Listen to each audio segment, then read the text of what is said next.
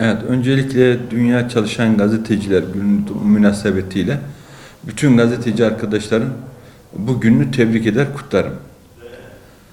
Gazetecilik aslında bir yönüyle kutsal bir meslek diyebiliriz.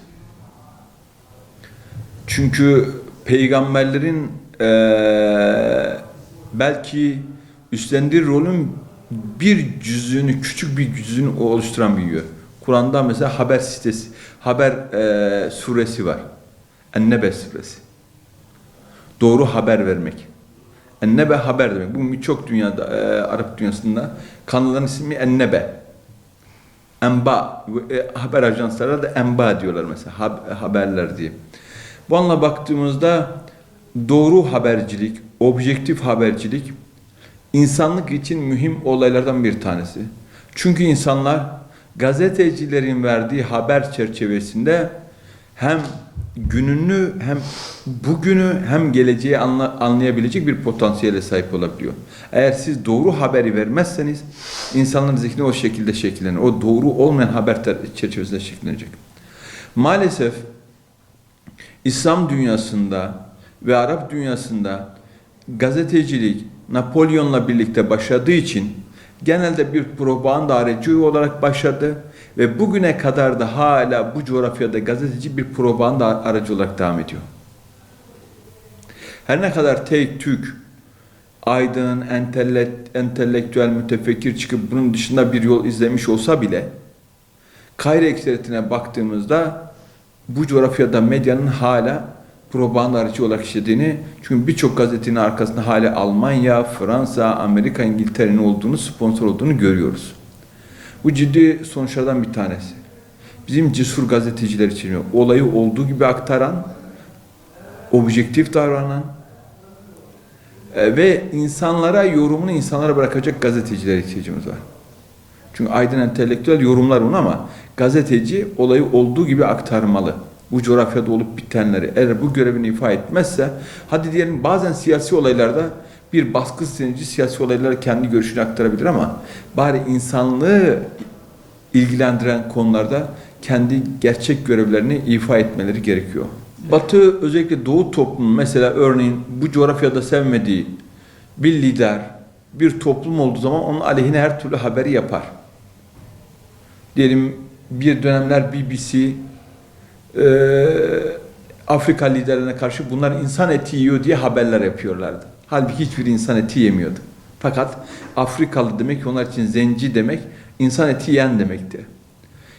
İkinci Cihan Harbi'nde haber ajanslarının ve gazetelerin oynadığı role de baktığımızda çok yaptıkları yalan haberlerle bazı savaşların kayıplarına da, bu coğrafyadaki insanların savaşların kayıplarına da sebep olmuşlardır. Özellikle İngilizlerin ve Batılıların bu anlamda baktığımızda. Batılılar bu işi profesyonelce yapıyor. Örneğin çok bir haberde birçok detayı paylaşıp içeride fakat farklı bir konuda bir kelime, bir kavramla bunu yapıyor. İşte Türkiye Cumhuriyeti Cumhurbaşkanı deyip başına diktatör ifadesini getiriyor. Bilinçaltına yavaş yavaş onu sokmaya çalışıyor. Bugün son dönemlerde gördüğümüz şey o. Peki siz neler yapıyorsunuz Orta Doğu'da, Afrika'da, Asya'da, Latin Amerika'da dediğinizde bu diktatörlük değil, bu barbarlık, bu vahşilik onların yaptı. Fakat biz haberlerimizde vahşi Amerika, barbar Fransa ifadelerini kullanamıyoruz. Kullanılan insan hakları işte biz özgürlükler ülkesiyiz deyip engelliyorlar sizi. Ama onların medyası istediği gibi bu coğrafyanın insanlarına istediği iftirayı atabiliyor. Birincisi saha haberciliği çok önemli. Türkiye'de ve dünyada saha haberciliği öldü. Bir olay yapar. İkincisi işin uzmanları. Örneğin siyasileri çok iyi bilen, tanıyan kişilerin haber yapması. Sporla ilgili haber yapıyorsa tarafsız olabilecek hiçbir takıntı ve hakikaten sporun bütün detaylarını bilen insanlar. Kültür, sanattan ekonomiye kadar. Bugün hiç kimse alanı olmayan bu alanlarda at koşturuyor. Uzmanı değil, bu alanın uzmanı değil. Muhabir dediğin uzmanlaşmalı da aynı zamanda kendi alanında. Birisi uzman gazetecilere. Gazeteciler bir alanda uzmanlaşmalı. İkincisi saha muhabirliği önemli, sahadan haber yapmalı. olayın vuku bulduğu yere acil gitmeli ve oradan haberler, ister bu dahili olsun ister harici olaylar olsun, mutlaka o olay yerinde görmeli ve oradan haber. Siz dünya ajanslarını alırsanız belki o dünya ajansı kendi nazarıyla, bakışıyla bu olayı verecek ama sizin kendi bakışınızda o olayı yorumlamanız lazım. Bunun için de sahadan habercilik çok önemli. Üçüncüsü, bu alanda uzman insanlarla, mesela bir konu olmuştur, bir olay vuku bulmuştur, bu siyasi, ekonomik herhangi bir işin uzmanlarıyla röportaj yapılmalı. Ciddi röportajlara ihtiyacımız var. İnsanlar röportajlarla olup işin uzmanı insanlardan, profesyonel insanlardan dinlediği zaman etkilenebiliyor. Bugün röportajlar yok, saha muhabirliği yok, işin uzmanı yok ve bundan dolayı gazeteciler kendilerine gelen her bilgiyi tabii ki Twitter'daki insanlar gibi paylaşıyor. Böyle olunca da insanlar gerçek gazeteciyle, hakiki gazeteciyle bu propaganda olarak kullanan insan arasındaki ayrımı yapamıyor.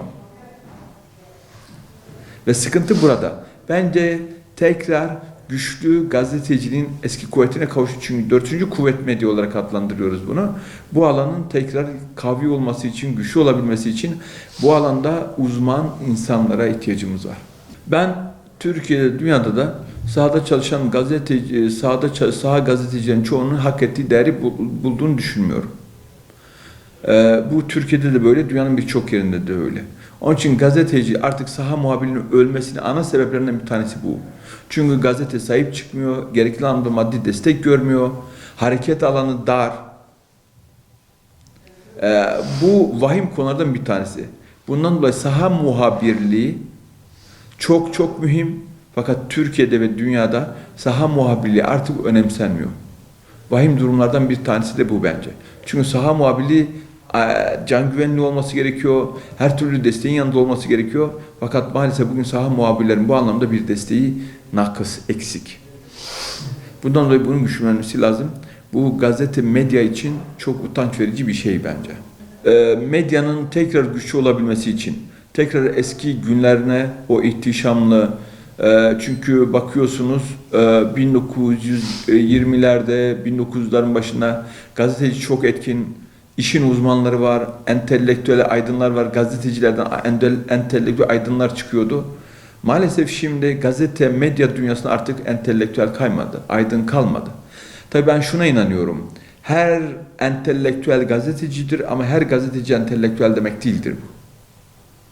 Bundan dolayı gazetecilerin kendilerini yetiştirmesi gerekiyor ve entelektüel olması gerekiyor. Yine bu vesileyle Dünya Çalışan Gazeteciler Günü'nü tebrik ediyorum bütün gazeteciler.